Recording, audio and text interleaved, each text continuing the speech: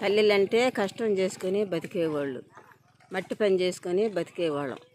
చూడండి, పొద్దున్నే వచ్చి ఈ విధంగా కష్టపడి పని చేసుకుంటున్నారు.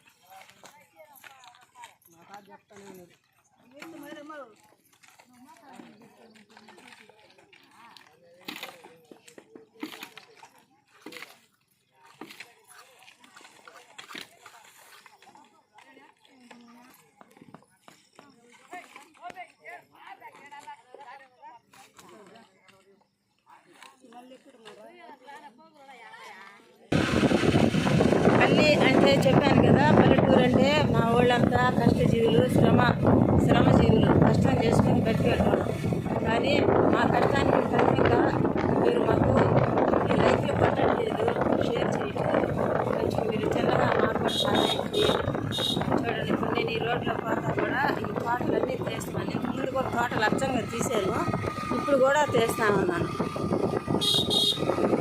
ఒక వంటలే కాదు, ప్రతి ఒక్కటి కూడా చూడాలి.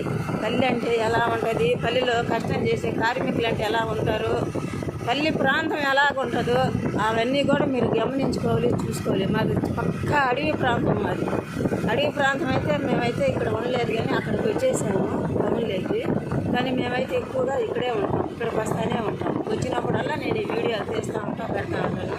మీరు ఒకసారి బాగా మా వీడియోలు చూడండి, లైక్ చేయండి, షేర్ చేయండి, సబ్స్క్రైబ్ చేయండి, గెలిసిమ్మలు కొట్టండి. ఈ ఫామ్ హౌస్ నేను ఒకసారి వీడియో తీసి మీకు పెట్టాను.